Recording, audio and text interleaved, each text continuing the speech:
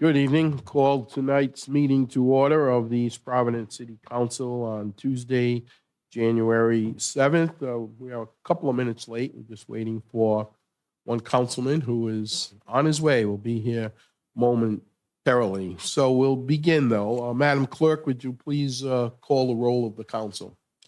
Councilman Fogarty. Councilman Lawson. Yeah. Vice President Rigo. Yeah. Councilwoman Souza. Yeah. Council President Rodrick. Here, let the record show there are 4 members present. Councilman Fogarty will be entered into the record when he appears shortly. There is no executive session. We will stand for the salute to the flag, and please remain standing at the conclusion of the salute.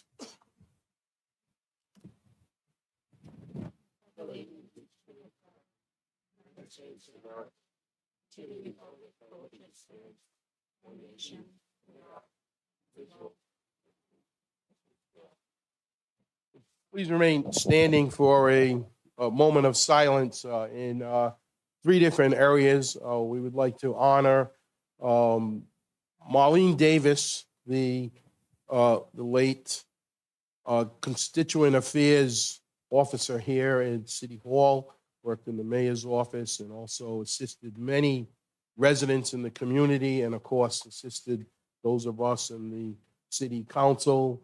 And we lost Marlene after an illness. She passed away on Christmas morning, and she will be sorely missed by many, many in East Providence. And we are sending prayers to her family and her family here at City Hall.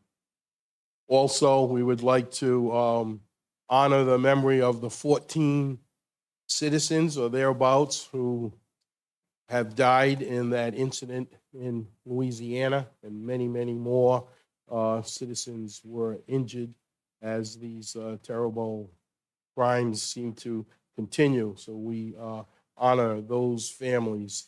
And finally, as a legislative board, we would recognize today, lying in state, the passing of the 39th President of the United States, President Jimmy Carter, who will be buried tomorrow. And we appreciate, as people working in government, everything that the 100-year-old Jimmy Carter did for the people in this nation. For all of those reasons, and we have Marlene's picture showing, we believe, on the screens now. Marlene, we will always remember you. Thank you very much. So just a moment of silence. Thank you all.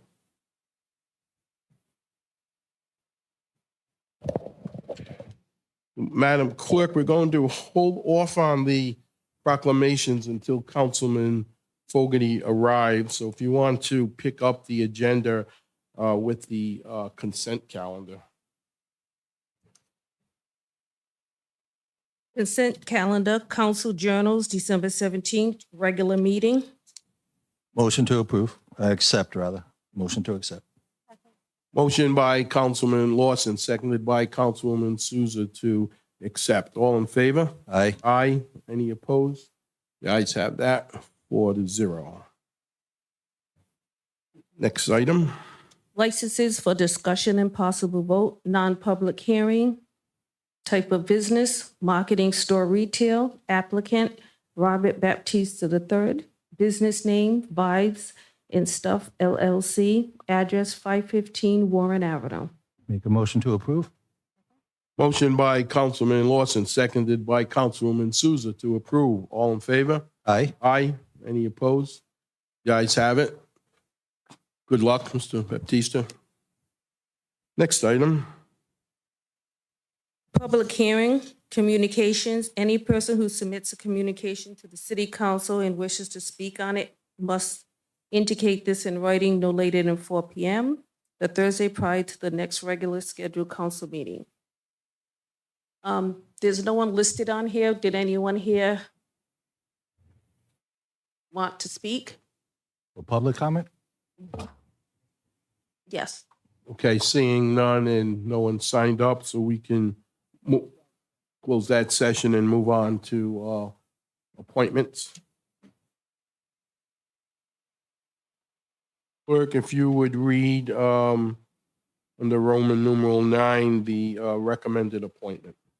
Appointment. A, appointment of Nathan Wesley Calhoun to the East Providence Public Library Trustees. This is a 3-year term ending January 7, 2028, sponsored by Council President Rodrick and Councilman Fogarty. Motion to approve. Motion to approve by Councilwoman Souza. I will second. My only concern is his disdain for Ernest Hemingway. I find that very disturbing, but there is nobody better I'd want looking after our libraries than Nate. So I second. Seconded by Councilman Lawson. We will pass along to former Councilman Cahoon your challenge. Oh, we went at it many times, buddy. All in favor? Aye. Aye. Any opposed? The ayes have it. Thank you for stepping up, Mr. Cahoon. He has quite the resume, especially in the area of working with libraries. And perfect timing. Hey. We will now go back to the area of presentations. We would hold on for 1 second and let the record show, Madam Clerk, that Councilman Fogarty is present. So all 5 members are present. Thank you all for your patience and the change. So with the presentations tonight, the City Council, along with the city administration, is very pleased to, in a short while, introduce an East Providence native, Mr. Stephen Brosnahan, who I think many of you know is the person behind the Goodnight Lights at Hasbro Children's Hospital. And I won't go into that because we're going to invite Mr. Brosnahan to speak about it a little bit later. And we also have our police chief and fire chief here and representative from the mayor's office, as well as our own proclamation. So let me just give you this little preamble. Steve Brosnahan is a 1979 graduate of East Providence High School and a 1996 East Providence High School Hall of Fame inductee. In high school, he excelled in athletics and academics. He excelled in baseball, wrestling, indoor track, and football. Looks like he could still play sports today as we see him. He received academic honors at the high school, including the Rhode Island Honor Society, the Student Council Scholar Award, and was the nominee for the Journal Bulletin Honor Roll Boy, which takes the best combination of academics and athletics.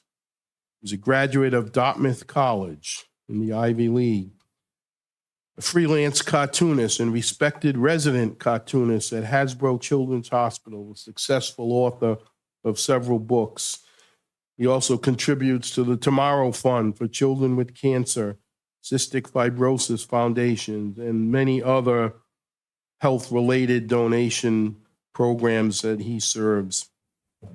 And obviously, I could go on with a lot more, but I don't want to embarrass Stephen too much. But on the other hand, I don't want to cut him short, because this town, he has done quite a lot. He's the creator of the incredible Goodnight Lights, which at times is weekly, and sometimes, it is weekly, and at times is even nightly, an effort to bring a smile to the very ill children of Hasbro's Children's Hospital, right across the bay from us. And I'll let Steve tell the story. He started by flashing a flashlight to an ill patient, and the rest is history, as they've just celebrated 9 years in a row of doing this. Major participants in this program are our own East Providence Police and East Providence Fire Departments. They line up the parkway every week and have done other things to help in this cause. And both police chiefs are here with us tonight. I would close that brief introduction by quoting a patient at the Hasbro Hospital. Quote, when you're a cancer patient, you've got to keep moving forward to get it done. There are better things that will be coming. That's the way I look at it. Good night lights helps keep me moving forward. I can't wait for the lights, unquote. So before I introduce Steve, I would ask, I know that the police chief may want to say a couple of words. If Chief Francisconi would please come forward at this time.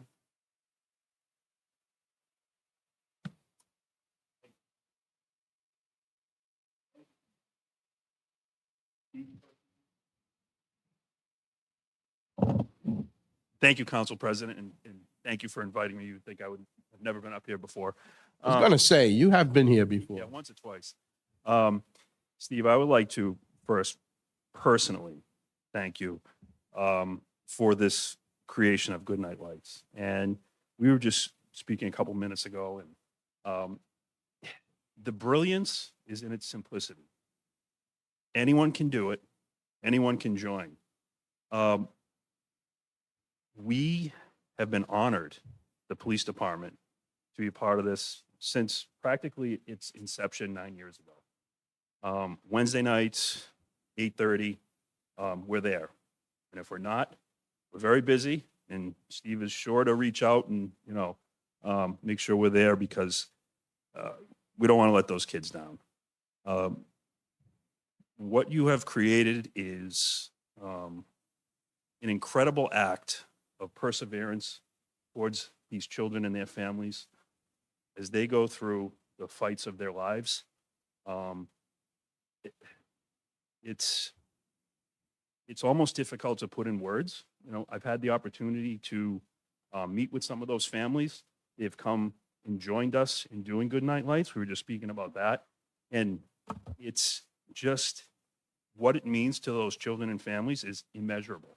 And what you've created, not only what you've created, but what you've grown over the last 9 years. I've seen quite a few people create something, but the perseverance that Steve has shown over the last 9 years to grow Goodnight Lights it's amazing. It really is. So without further ado, Steve, it's been a highlight of my career to be involved in this. It really has. It's something I'll always remember. And I know, like I said, what you have done for those children and families and is just amazing and immeasurable. And thank you. Thank you very much.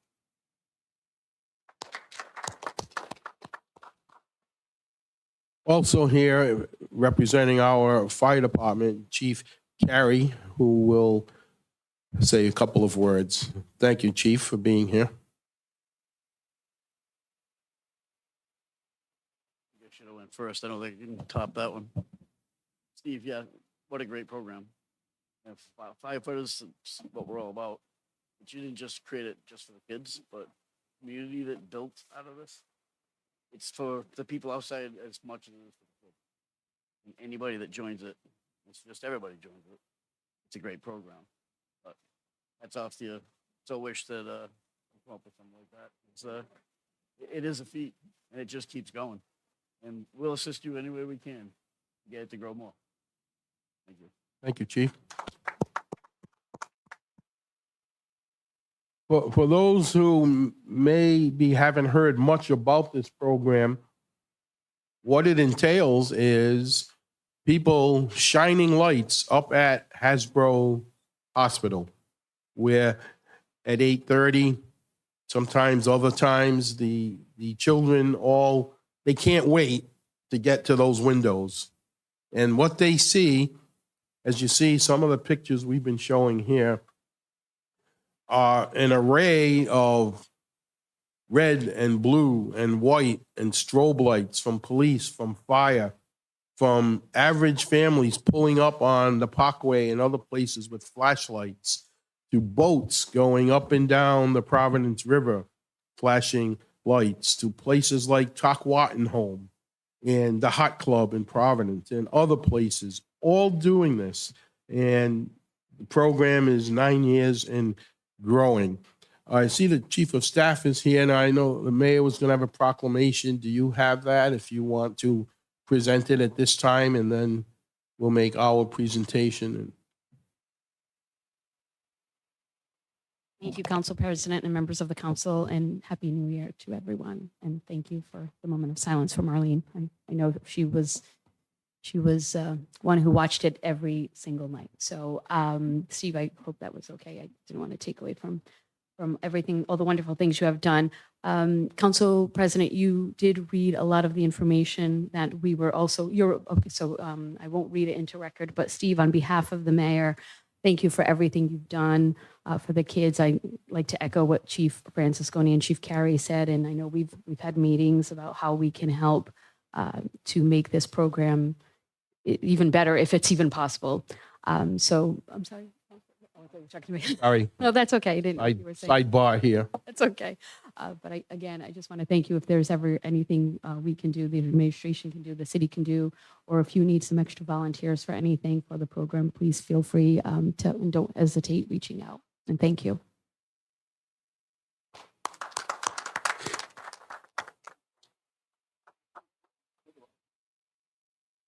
At this time, our resident health expert and registered nurse and nursing professor and whatever else she does in that field will present our certificate. And you also don't have to read it because I mentioned all of those things, but you're welcome to. If you would please present that to Mr. Brosnahan.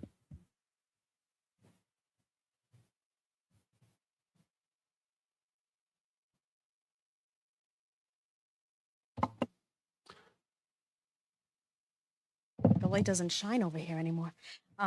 Good evening, Mr. Rosny. Thank you so much on behalf of the City Council for the empathetic work that you do to help propel this amazing event that happens weekly and daily, sometimes for these children. As a healthcare provider who works in the building adjacent to Hasbro and sees the lights on a weekly basis, and I can tell you that the act has spread not just from East Providence, but into Providence and their municipalities, and the healthcare workers in all of our buildings now have also participated and have daily lights that just shine to show messages that we change out. So you've sparked a huge passion in a lot of people to continue to support that vulnerable population in our community who just longs to be normal and have an average lifestyle, even though they're going through such devastating situations along with their families. So on behalf of the council and myself as a healthcare provider who deals with it, and please, a warm welcome and thank you for everything that you've done.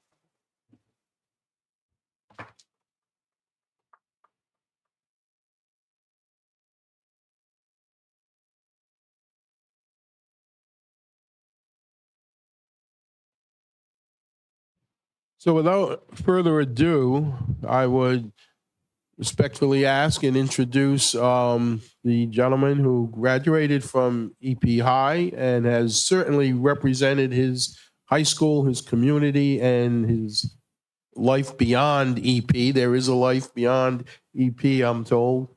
Would you please greet the man of the hour, Mr. Stephen Brosnahan?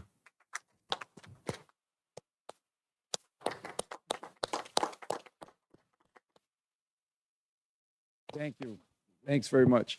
So, Bob, you did an excellent job of soft selling this visit to the council chambers here. I thought I was supposed to be here just to cheerlead to get more people involved, but I'm very flattered that you've done what you've done. Thanks for all of the kindness that you guys have shown me tonight. The story of Goodnight Lights goes back to a simple exchange I had with one patient one night. And the premise for my action was to let this kid know that there would be support and a connection between me and him as time went forward, even as I left the building. And the point was that there's support outside this building that can come back to you. And the kid was brilliant. When I shined a light, my bike light at him, he blinked his room lights to complete a connection. And that's what really inspired me. It's like, my gosh, if I can connect with a kid from a quarter mile away, more people could do this and it could become something. And it took me a while to get around to making it become something. But when I got to that point, one of the first calls I made was to the East Providence Police Department.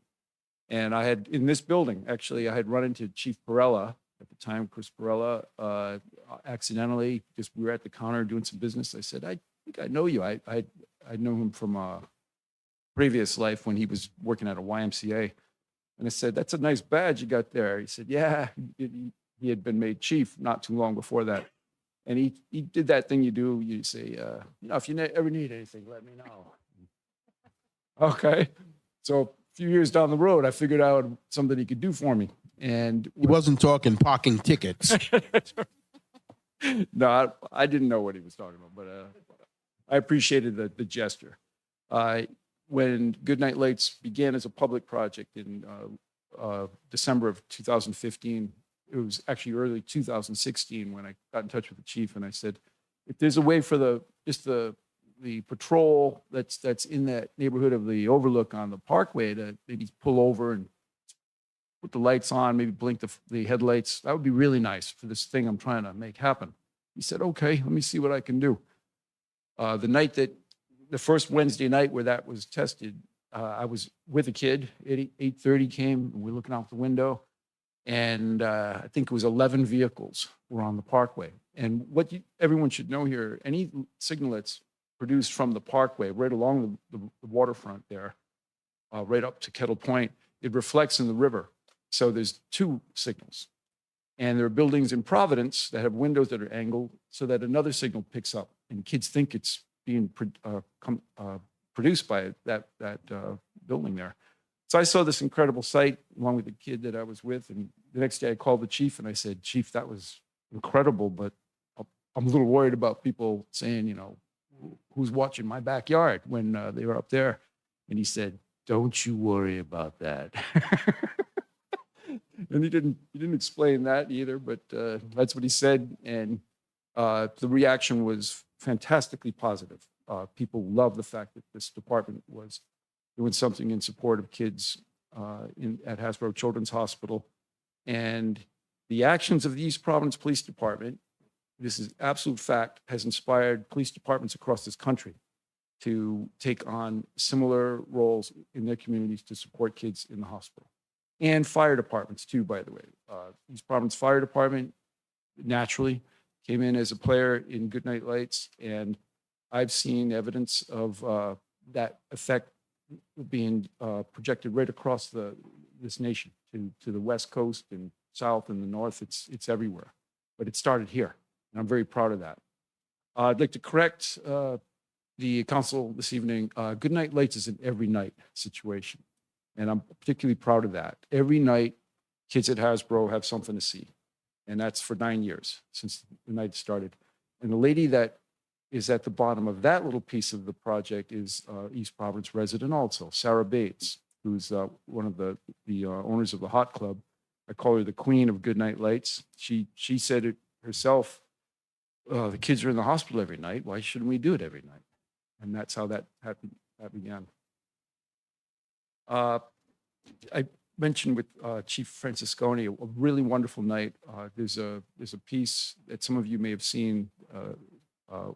He's called what's by the TV magazine Chronicle, WCVB TV out of Channel 5, Boston. They did a piece in the early years of Goodnight Lights, and it highlighted the program. It's one of the greatest looks that you're going to have at Goodnight Lights. It's old now, but it hasn't lost anything. It's aged well. There's a little girl interviewed in that piece. She's 10 years old. When she was interviewed, she was dealing with non-Hodgkin's cancer. She was dealing with a cancer situation. She was in the depth of treatment. When she finally finished treatment, non-Hodgkin's lymphoma, that's what I wanted to say. When she finished treatment, her mom said, what do you want to do to celebrate your last day of treatment? She said, I want to do a Goodnight Lights thing. And Mom called me and said, she wants to do a Goodnight Lights signal. Where can she do it? And I said, I know people that might want to do it with her. And I called the East Providence Police Department. And they called the East Providence Fire Department. And on a very, very cold night, that girl and her family, including her grandparents, showed up, and the EPPD was there, and the EPFD was there, serving hot chocolate, making it an absolute festival of atmosphere for this little girl who just wanted to say goodbye to cancer. And she did it in style, thanks to the departments that came that night and citizens that showed up to support her as well. I want to just mention that East Providence has incredible potential for doing more with this project. It's an ongoing thing. At this point, it's got live signals, which are frequent. If not every night, there are many nights of the week you'll find live signals being produced toward the hospital. It has an automated signal that's vast at this point. I think we have 45 to 50 participants. These are buildings that have lights on timers, or their own existing lights have been programmed to come on for 5 minutes. It's an amazing thing that happens every night, no matter the weather. If there are conditions that won't let live signals happen, this still happens. And every kid in the hospital's got to look at something. This has been part of my quest, is to make sure everybody's got something. And there's also a patient-activated part of it. And hardly anybody knows about this, but we have reflective tape art that's in buildings surrounding the hospital. Any kid with a good flashlight can shine it at this stuff, and it becomes a neon sign. It's magical. And some of those signs, you've probably seen some, they have messages like, "You are not alone. You are loved. We care." These are the kind of messages that kids get by just flashing a light at these windows. So that's a piece of the project that a lot of people don't know about. There is action right now. I can tell you that I have connections at Kettle Point University Orthopedics. I think is going to become a major highlight of the nightly signal soon. They've got one light right now, but I've got people that want to do a lot more than that, and that's going to become a big piece of the Shorelines display. I have mentioned and had conversations with people about the possibility of maybe mounting a light on the tower, the water tower. Very prominent feature as seen from East Providence. I'd love to see that become kind of a beacon of hope, if you will, from East Providence. It doesn't have to be complicated, but just something that indicates support's coming from that far away, and it's easily seen from there. Maybe I could get some help from the people in this room to rally some support from other businesses or entities. Think of the Squantum Club. Think of the shipping docks that are, or piers that are along the river. Connections I've had trouble making, but I could use help doing that, because all of these could be activated to be part of the nightly signal. And I want to make a point that I think is worth making to conclude things here. The signals that are sent, whether they're acknowledged or not, they mean something to people. Even just the knowledge of knowing that these things happen. I was talking to a mom one night trying to tell her what was going to happen at 8:30. And she said, "Stop talking, you're going to make me cry." I said, "Okay, I'll stop." She goes, "No, tell me more, tell me more." So I told her more. She said, "Oh, stop again. I'm about to cry." She said, "Okay, just give me a little more. I can't help it." And I told her more, and she started crying. And she hadn't seen anything yet. But the idea that civil servants, citizens, kids who had gone through treatment at the hospital were showing up to support these people, this was enough to bring her to tears. Just the idea of that kind of support coming from outside of the hospital. So for anyone that wants to join in a signal on any night, you will likely see someone blinking back at you from the hospital. The kids love doing it. If you don't believe that your signal hasn't been worth it. It's an act of faith, and I love that about this project. It's all about having the faith that your signal is being received and being acknowledged as a piece of support in the life of a child or a family. And I've seen conditions where a young mom's got a baby in her arms, and she's watching out that window for the signal. She can't signal. She's holding her child. I've seen that, and I've seen her go to tears over the support that she received. So I love administering this project. Conducting is what I call it. It is not a project that has a ceiling. It could get bigger and better, and that's what I'm trying to do, trying to bring more support to these kids and families and the caregivers by making this project as great as it can be. And it can be fantastically great with people like you supporting it and encouraging people to join in.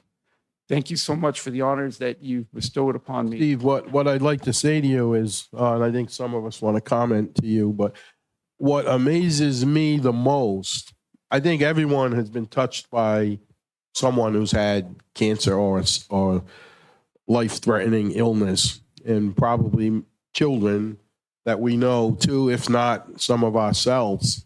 And it's a very hard thing to deal with, and it's hard to look ahead. But, and I have that link to that piece that you were talking about. If anyone watching this wants a copy of that, get in touch with me. I think I want to thank Police Chief Francis Goni. He actually sent it along to me. And when you watch that, you expect to see kids crying in the hallways of the hospital and sick, but they're upbeat. And that one little girl who, you know, she was happy and she said, I live for this. She said, this is what I want to do. I'm waiting for 8:30 every day. So it's amazing. I don't know that I have that strength. I'd want to go and curl up in a corner, I think. But to see these kids and their parents look forward to this and they don't all live, we know that. We know there was a family in East Providence. We all know, I think, the young Coster child and the family, and they got in touch with me about tonight. They were going to try to come by. I'm sure they're home watching, and they lost their battle. It was very sad, but many more are winning, and the Good Night Lights helped these parents today. Their child is no longer here, but they are helped. So it's amazing what you, and I know it isn't just you, that you don't take it. You're not an I person or a me person, but it did start with you. And it's amazing what you've done, and that it's turned these kids into something positive. I appreciate you saying that. And a point I'd like to make too is Hasbro Children's Hospital is a place where kids go to get better. A lot of people forget that. The stories are a vast majority, overwhelming majority of the stories are happy ones. And there's so much going on in that place, even in the heart of the people that are the caregivers taking care of people. I talk to families that have been treated in other facilities, and they say something's different about this place. And I'm part of a team myself. It's called the Healing Arts Team, where all kinds of people like me.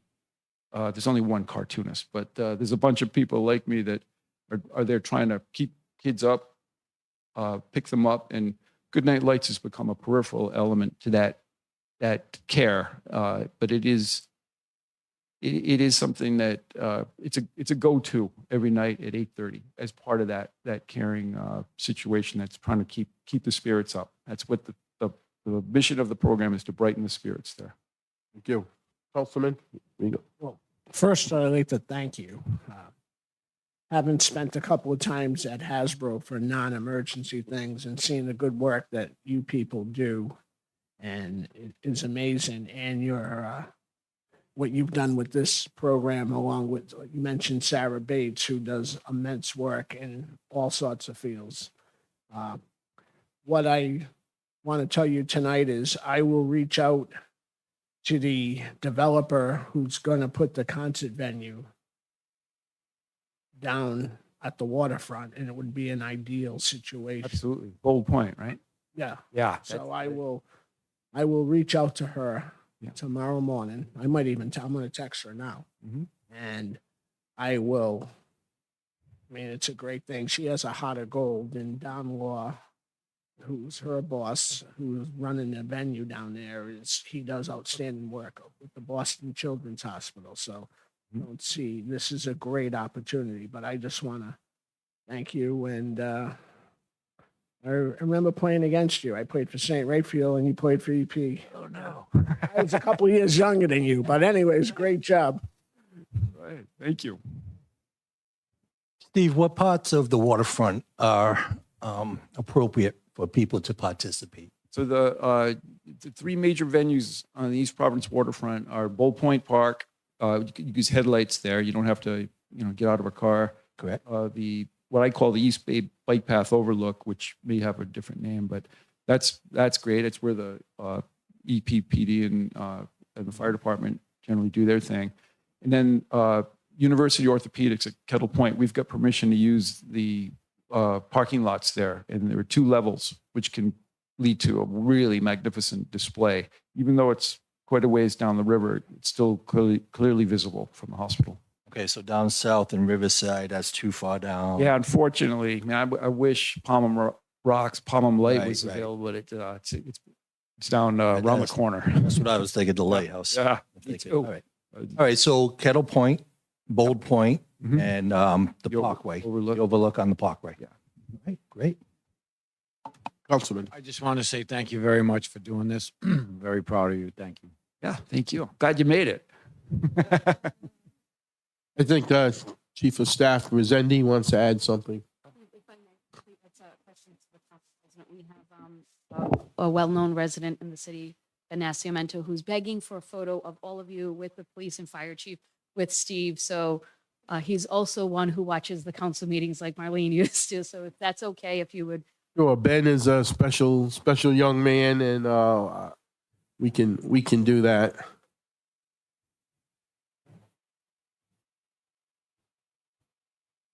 On his leg or something. Want to sit them down or we can stay here?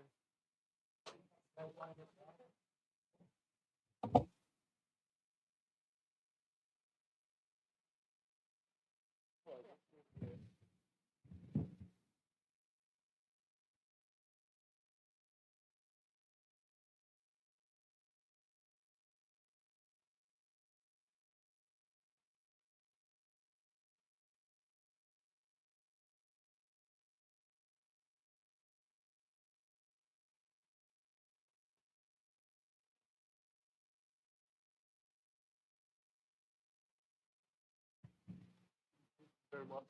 Again, sir. Anything else?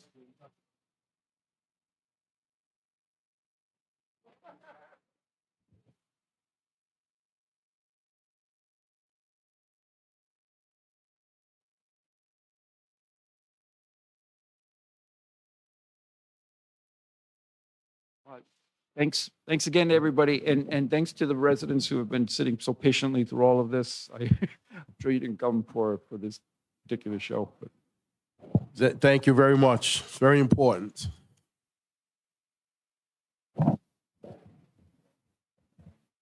Thank you all for your patience. Some good ideas. I like the idea of the Old Point area, and maybe we can talk to the yacht club people. Madam Clerk, if you can pick up where we left off and continue. Council members, discussion and possible vote to advertise the hiring of a part-time administrative assistant paralegal for city council, sponsored by Councilwoman Souza. Thank you, Madam Clerk. Fellow council members, in the budget, we had allocated funds for a part-time position to assist the council with a variety of different tasks and responsibilities to help the workflow and meet the needs of all 5 members, and to assist us in clerk to produce those tasks and outcomes. I did send everyone a copy via email, and I believe the Madam Clerk also provided one with your packet. So I'm just opening it up for discussion on anything that you would want to add or take away from the notes or the qualifications or the general duties, compensations on that form. Thank Yeah. you. Any comments? Yeah, I got a few. Basically, it's on language. So I've been supportive of us having an administrative assistance for a while. So I looked at this with the powers the charter gives us and what it is we need. I would strike the word paralegal out of this. You don't want to scare someone off. we're not looking for a paralegal, but we do want somebody that can understand what, the General Assembly's doing, how laws affect things and stuff. So the word paralegal, I would like to get out. In the position summary, key responsibilities, one of them says supporting the communication needs of the city. That's not us. That's by charter. We do what we do, and the administration does other things. So I think I would take that line out. Supporting the communication needs of the city. Right, I think maybe it should be city council. Okay, yeah, if you want to put the Yeah, word council, yeah. I think that was a mistype. Yep. And then the communications part, I don't want it to read like we're looking for a communications director. We just need someone to say, next Sunday, we're doing brass attack at city, stuff like that. We're not looking for a professional communications director, but we're just looking for somebody that, hey, Ward 4 Town Hall this weekend, can you write up a blurb that we could send to the Post and the Reporter, stuff like that. So the word paralegal and the communication director kind of angle, those are things that I don't want to make it sound too much for this part-time position of what we're looking for.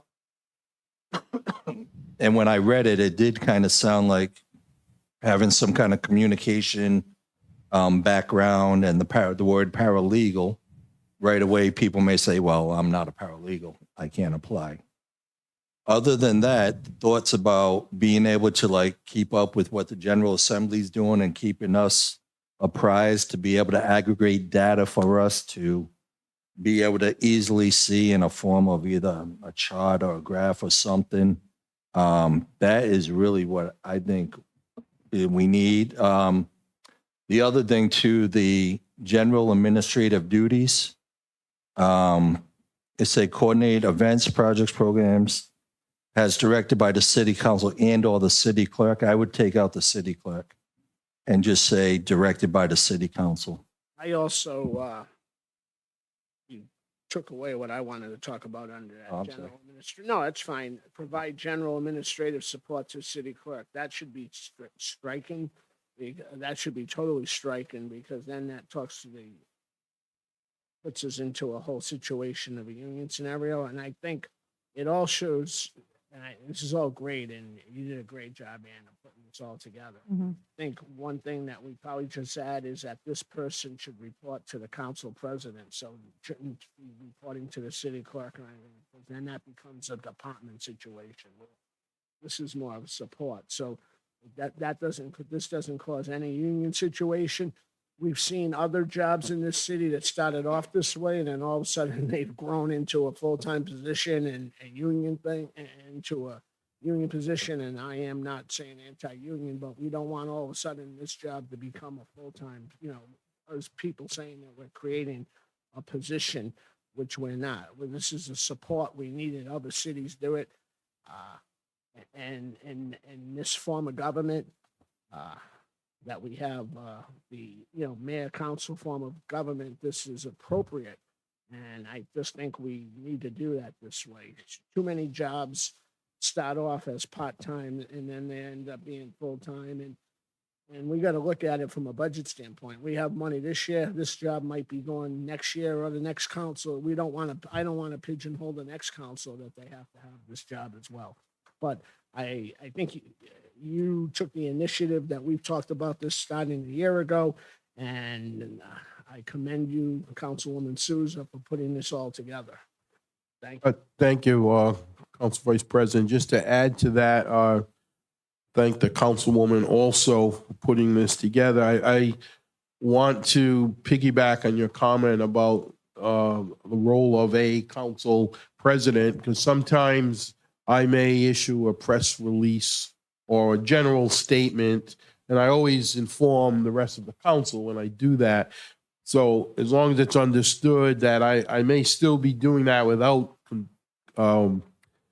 contacting this person. For instance, if I'm going to put out a press release or statement, I'm not going to call somebody and pay them $30 an hour for something that I'm going to do, because I would generally write a lot of my own stuff.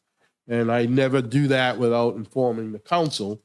So if there's something in the news, I don't know, something about the Washington Bridge and it's late breaking news, and I want to put out a council statement, I'm not going to wait until I have to sit down with a council assistant and then also have to pay that person. So as long as that's understood, I don't see that as being a problem or happening often, but I just want to make sure it doesn't act as a muzzle towards the rest of us. Other than that, this is something I know a lot of you have talked about wanting to do. I also agree we have to be careful with the monetary value. As we sit here today, the state is talking about a $300 million deficit. Now, that's not affecting this job per se, but it's going to be a tough couple of years coming up. And that deficit is definitely going to filter down, as well as all the funding we're not going to see anymore from the federal government. So with that, I think these are minor suggestions. I don't know, Councilwoman, if you want to redo them and come back, or if you want to, we're meeting in 2 weeks, or if you want to try to just pencil stuff in now and Yeah, no, so what I'll do is I take the suggestions, I'll mock up a new one and then provide that to the council again for a second review. I would just say, like, under anything that talks about paralegal communications, public administration, those are all kind of just preferred. So we know that we're looking for someone who Right. has skills, because not everybody has good communication skills or knows how to write an email. And, so we're going to be looking for this person to be communicating with, delegates from the city, other, state entities. So we want to make sure that what they're communicating on our behalf is written properly and with good etiquette. So that's why those are there as a preferable. And as you know, from the hiring process, we can weed anything out. I don't think that necessarily deters people, but it sets a precedence of the type of individual that we're seeking for the position. But duly noted. So I will redo some of the markups and then send it forward again, and then put this, if we could, Madam Clerk, on the agenda again for another. 17th, I think. it is. Yes, that'd be great. Sounds good. Sounds like a plan. And once we clear up language, I'm ready to move 21, I'm forward. sorry, 21st. Not. Yeah, it wasn't good in math.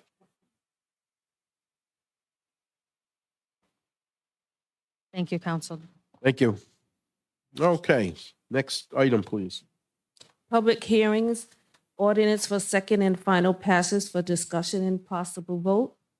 A, ordinance and amendment of Chapter 18 of the revised ordinances of the City of East Providence, Rhode Island, 1998, as amended, entitled Vehicles in Traffic.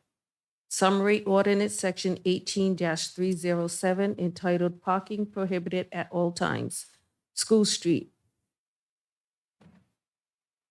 north side from Potter Street to Purchase Street, sponsored by Council President Rodrick. Thank you. Basically, a request from the Department of Public Works and Traffic. I don't have any problem with it. Any questions? Sure. It is, we'll hold off any comments we might have. It is a public hearing. Is there anyone here present who would like to speak on this issue? None of the four people here want to speak on this, so we'll close the public session. It will have to be, it will have to receive 2 passages, so you will have another opportunity. No, this is final. Oh, this is it for so this is final. Okay, I thought there were 2 passages. So with that, I don't have a problem with this. I just have one question. Yes. So that street now will become no parking on both sides? Because there's no parking already on one side of the street, so the entire street would then be no parking From Potter to Purchase, right? on School Street, correct? Yes. So either side would no longer have parking.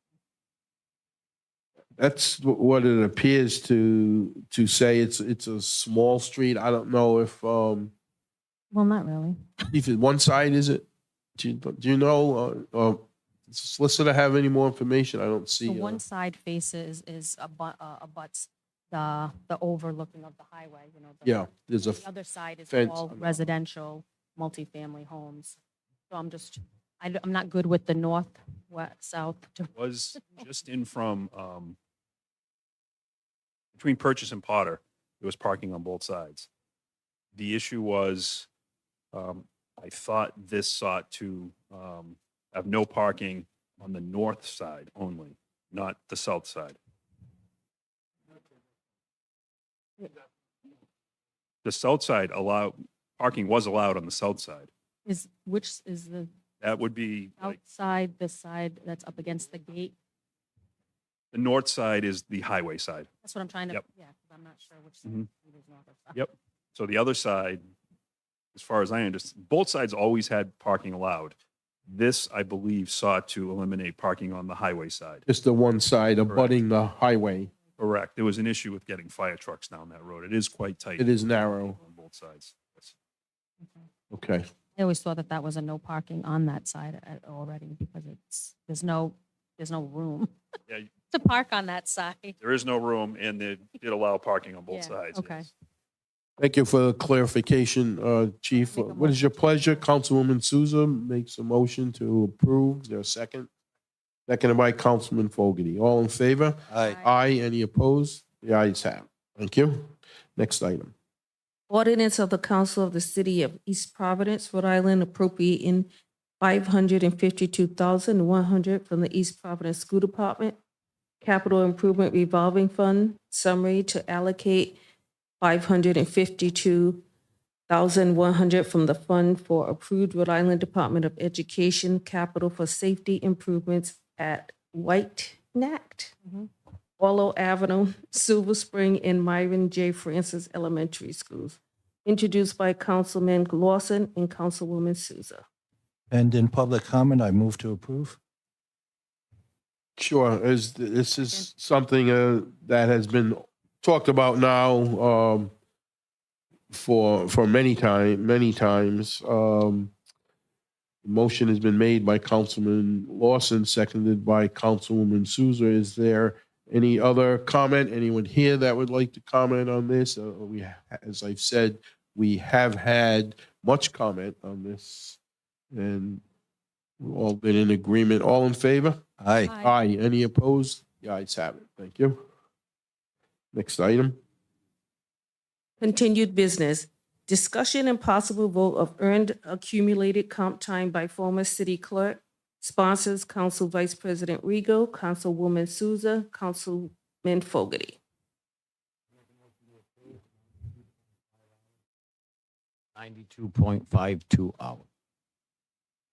Motion by Councilman Fogarty to approve a payment based on 92.52 hours. Second. Seconded by Councilwoman Souza. Any discussion? Madam Clerk, you call a roll? Councilman Fogarty. Councilman Lawson. Nay. Council Vice President Rego. Aye. Councilwoman Souza. Aye. Council President Rodrick. Nay. Motion passes 3-2. Thank you, Council. Next item. Mayor Communications. Madam Director, do you have any others? I know we already did the Stephen Brosnahan proclamation. You have two other updates? Yes, Council President, thank you. Just brief communications this evening. We'll be having our annual Martin Luther King Day celebration on Wednesday, January 22nd. Time is to be determined, although it's looking as if it'll be during the day this year. But we will have more information that will be forthcoming through our affirmative action office. In addition, we did present Stephen with the proclamation. And in terms of the Washington Bridge Small Business Grants, just a quick update. Some of you were able to be in attendance on the 23rd where checks were distributed to our local businesses. I was just wanted to give an update. Roughly 70 plus checks have been issued, closer to 80 at this point. We still have some that are in the auditing process. And we've doled out, I think that the allocation is roughly 700 plus $752 roughly. But each day this number changes because we have additional individuals who have come in person to pick up their check. So the tally's changing every day. And the remaining funds we are still working with Skills for Rhode Island's future on providing some additional direct grants to our local businesses. So I just wanted to give you a brief update. Any comments on that? Thank you very much. Well done.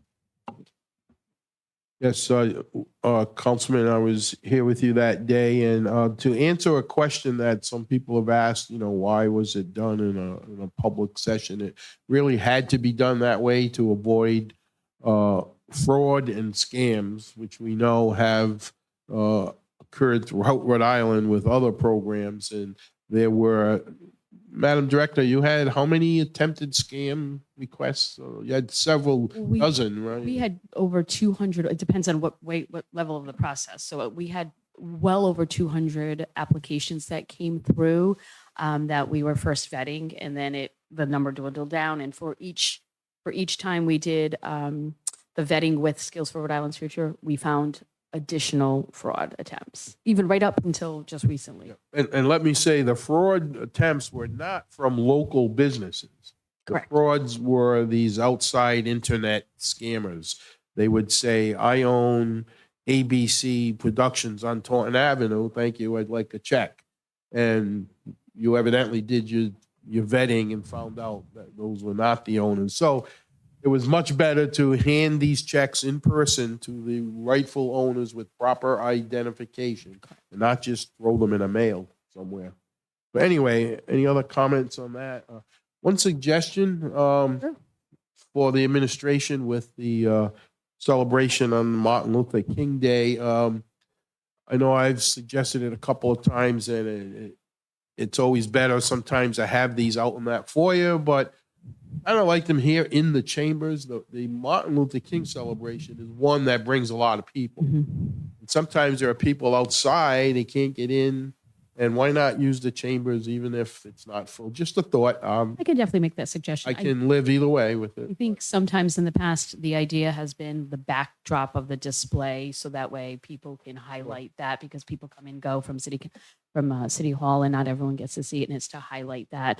But you're right, that is one of the events that brings in quite a crowd and So participation. have the reception out there. Let the Right. mayor pay for coffee and pastries and whatever, and have a reception. They can view the display and then call everyone in here. That's my suggestion. Thank you. Thank you for being here tonight. And just one last note, if I may, Council President, just so everyone's aware and for the residents to be aware and business owners as well. So for the additional funds, we will be putting something out shortly where we will be providing some information, so that way we can bring folks in who are interested in applying for the grants, because it's going to be done in person from the get-go. So if you want to apply, you're going to do it in person. So the same type Different, of, different. The last way. I mean, the process is different, but the amounts, they would, Again, it would be Depending on what they how are much and how many people owed. apply. Yeah. Sure. But That's in right. person this time. Yes, Councilman. What's the deadline on that, Patricia? We do have quite a bit of time. We haven't put the form out to even announce that yet. We wanted to finish with this and dole out all of those funds first, but I will keep the council in the loop. on- Off the top of your head, how much money is left? Off the top of my head, of the 1.2 million, roughly, and again, it changes depending on when someone picks up the check, but the last amount was, I want to say, like roughly 712,000 approximately. That Unless you was- mean per business. So most of the businesses were, a good portion of the businesses were made whole. And those who applied for, say, 8,000 were able to receive the full 8,000. Thank you. You're welcome. Next item, please. Resolutions for discussion and possible vote. 1, Resolution authorizing the mayor to execute a police mutual aid agreement between the city of East Providence and the town of Barrington, town of Bristol, and town of Warren, sponsored by Council Vice President Rego. Council Vice President. Thank you, Mr. President. This pretty much sums up what we're looking to do here is to have a mutual aid response from those three communities servicing East Providence. If the chief would want to speak on it more, and I have a question or two for the well. Of course. So what this is there is a state law allowing non-emergency mutual aid between police departments. Prior to that, it was only municipalities that you bordered. What this seeks to do is allow officers from Barrington, Bristol, and Warren to do special details in East Providence, and allows East Providence police officers to do special details in those communities. Barrington, Bristol, and Warren have had an agreement for a little bit now, and we were approached to join that. I think it's a very good idea, given the increased need for special details in the future with not only the bridge, but with the new concert venue that's on the horizon. It's going to be, a challenge to staff that with as many shows as they're talking per year. So I thought it made a lot of sense to enter into this agreement with those municipalities. They're not coming to patrol our city or anything like that. They're coming here to do special details, whether that be construction details or special security details like at a concert venue. Right. So these details, these would be what I call regular full-time police officers. That would, I know when a police officer retires or special traffic details, obviously they're not authorized to carry weapons anymore, correct? It would also be, it would include retirees. It will include, it does include it will include the retirees. That's correct. But if there's a detail that obviously certain details might mandate a weapon, correct? So, Correct. so I'm sorry, I probably can explain this. yeah, Some of our retirees are considered certified police officers, members of our retired officer corps. They're authorized to carry, weapons like any other police officer. And some are not members of that retired officer corps, and they're not authorized to carry weapons. So there is a difference there. Yes. and this would obviously, for those three communities coming to East Providence, you would have to exhaust your list of officers saying no, or you don't have enough people to. That's correct. It would go right through our regular way of filling details from regular East Providence police officers, retirees, civilian traffic control people. If that detail does not get filled by any of those folks, then we'd have the option to, handing it off to Barrington, Bristol, or Warren. But it would go through all of our people first. I move passage unless anybody else has questions. Yeah, I just have a question. Is the pay rate going to be the same as our detailed officers, depending on what type of officer from the mutual aid comes in? Yep. So if we go to another community, one of these communities, and do a detail, that is now our detail. We do the billing like we would normally do at our rate. If one of our details is taken by one of those communities, they now own that detail. They own the billing, so they would bill it at their contractual rate. Okay. All right, thank you. Thank you for the clarification. A second the motion? Motion by Council Vice President Rego, seconded by Councilman Lawson. All in favor? Aye. Aye. Any opposed? The ayes have it. Thank you. Thank you, Chief. Next item, Madam Clerk. Number 2, resolution authorizing the mayor to purchase 4 post vehicle lists for the Department of Public Works Central Garage Division, sponsored by Councilman Fogarty. Yes, Councilman, you want to add to this? Second? Motion by Councilman Fogarty to approve passage, seconded by Councilman Lawson. All in favor? Aye. Aye. Any opposed? The ayes have it. Thank you. Next item. Number 3, resolution amending the East Providence City Council Crescent Park Carousel Commission. Summary, resolution increases the member of the commission from 9 to 11 members and other updates to its purpose and authority. Sponsored by Councilman Lawson. This is just some language cleanup, and they've been doing so well with meeting the the quorum, that there's members that they don't get to vote, that they wanted to bump it up. So this is just kind of a cleanup and bringing it back to the Carousel Commission as opposed to the Crescent Park Commission. This was members of the commission liked it the old way. Motion to approve. Motion to approve by Councilwoman Souza, seconded by Councilman Fogarty, was it? Yep. All in favor? Aye. Aye. Any opposed? The ayes have it. Thank you.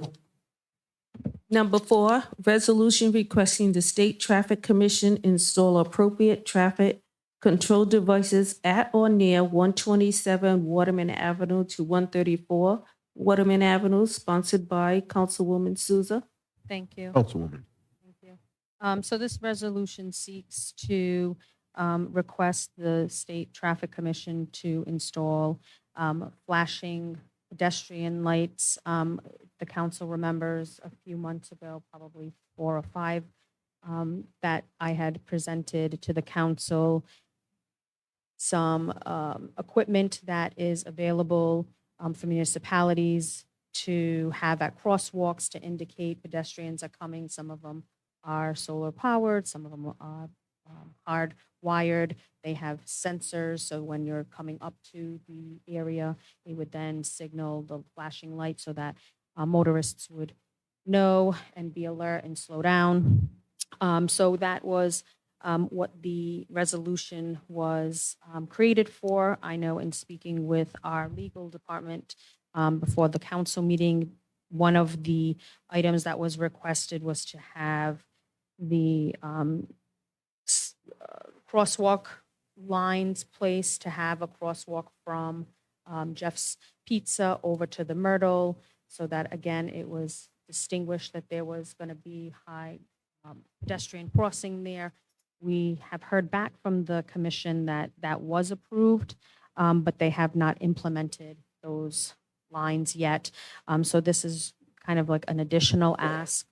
I don't think that they've approved any traffic control devices in that area. So that would be the additional ask. The resolution also makes note of informing our state delegates to be aware and to advocate for the residents and businesses in their district, to put a little bit more emphasis on that safety aspect. So it's nice to know that some part of that has taken place, though we weren't informed of it. Hopefully they'll take action and start the crosswalk. And then the second ask would be to get those flashing lights, which I think are just as important as having the crosswalk. So with that, if there are no questions, I move passage. Second. Motion by Councilwoman Souza, seconded by Councilman Lawson for passage. All in favor? Aye. Aye. Any opposed? The ayes have it. Thank you. Introduction of ordinances for discussion and possible vote. An ordinance in amendment of Chapter 18 of the revised ordinances of the City of East Providence, Rhode Island, 1998, as amended, entitled Vehicles and Traffic. The Council of the City of East Providence hereby ordains Section 1, Article 10, entitled Stopping, Standing, and Parking of Chapter 18 of the revised ordinances of the City of East Providence, Rhode Island, 1998, as amended, by adding a new Section 18-317 which will set municipal parking lot regulations and signage. Introduced by Council President Rodrick. Thank you. Essentially, after the building of the new municipal parking lot, we had found that while very much it was welcomed by the nearby businesses, sometimes a homeowner, there are always abuses. Sometimes people were parking overnight. Sometimes there were a few abandoned cars or vehicles there, and we're trying to avoid this problem growing. You can still use it. I'll read some of the language without all of it. This municipal parking lot regulation would make it unlawful for the owner of any motor vehicle to leave or park a vehicle at any time or during the times specifically designated after as set forth below. Okay, so I won't read it all, but parking is limited a total of 4 hours between 6 in the morning and 2 a.m. That's quite a large span of time that you can park. If you're at an area restaurant or business, you've got to just get it out of there by 2 a.m. What's a 4-hour limit? 4-hour limit, right. Yeah, I should be able to handle the 4 hours. No parking between 2 a.m. and 6 a.m. During a declared citywide parking ban, vehicles may remain parked in the municipal lots that will be designated as such. As you know, now when we have a snowstorm, which we thankfully haven't had in a while, certain lots are designated for residents who can't get their cars off the streets. But so they will be allowed to do that, but they must be removed within 1 hour after the parking ban is over. And it does set a fine or towing at the owner's expense. When I first got on the council, we had a problem with a Riverside parking lot where there were 2 or 3 cars that were just there forever. It looked like they were abandoned. There was a boat on a trailer.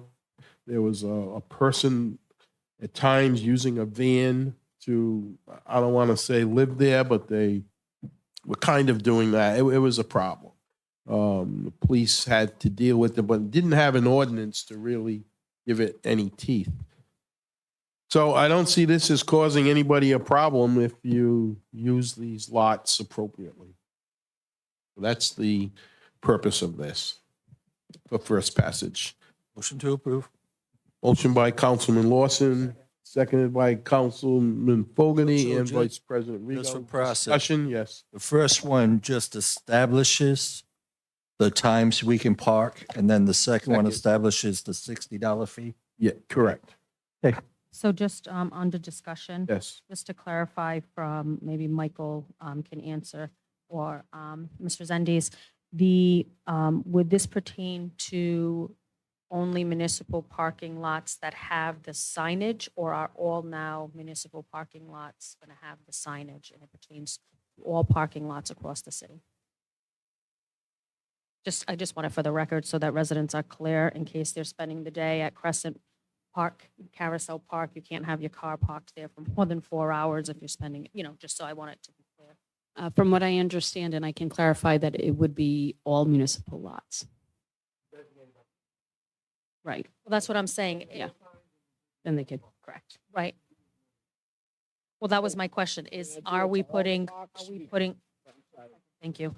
Are we putting these, that was the second question. Are we putting these signages in all of the parks, all the parking lots? Like which ones are we Well, doing? that, Okay. that's a DPW directive, but that's, the ordinance says as designated by the signs. So Me, municipal, to me, the carousel, that's not a municipal, that's for the park. To me, the municipal's the new one on Potter. That's not specific. I So mean, section. all parking lots that belong to so City Hall parking lot, it's a municipal parking lot. The library, Pierce Field, any city property that has a parking lot is a municipal parking. Right, but I guess I think of it as Right, but that's the not, parking lots for a specific business as opposed to just in general.